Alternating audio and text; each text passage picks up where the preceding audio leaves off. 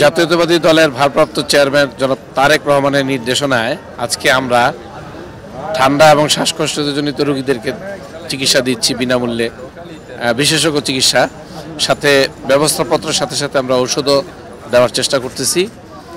এবং আপনারা জানেন এই জিয়া রহমান ফাউন্ডেশন প্রতিষ্ঠাকাল থেকে শুরু করে বিভিন্ন রকমের জনহিতকর কর্মকাণ্ড চালিয়ে যাচ্ছে, হেলথ সেক্টরে, ইভেন আপনার এগ্রিকালচারের সেক্টরে, এনভায়রনমেন্টাল সেক্টর, সব ক্ষেত্রেই আমাদের আসলে যুগোপযোগী যেসব পদক্ষেপগুলো নেওয়া উচিত।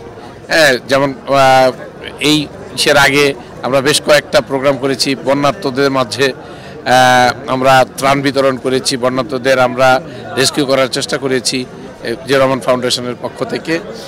পাশাপাশি আমরা আপনার যে কোনো দুর্যোগে, ডেঙ্গু থেকে শুরু করে যে কোনো মহামারী, করোনা, যে কোনো দুর্যোগে আমরা জনসচেতনতা থেকে শুরু করে চিকিৎসা সেবা অব্যাহত রাখার চেষ্টা করতেছি।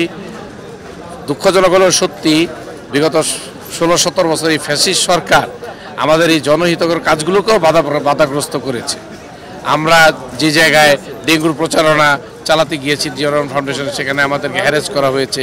কোথাও চিকিৎসা দিতে গেলে আমরা একটা প্রাইভেট, যেমন করোনার সময় আমরা জিয়া রহমান ফাউন্ডেশনের উদ্যোগে একটা প্রাইভেট মেডিকেল চেষ্টা করেছিলাম যে আলাদাভাবে আইসোলেট করে আমরা সেখানে করোনা চিকিৎসা করব, কিন্তু সেখানে আমরা বাধাগ্রস্ত। কোনো হসপিটাল আমাদের সাথে রাজি হয়নি এই ফ্যাসিস্ট সরকারের নির্দেশনার বা রক্তচক্ষুর ভয়ে।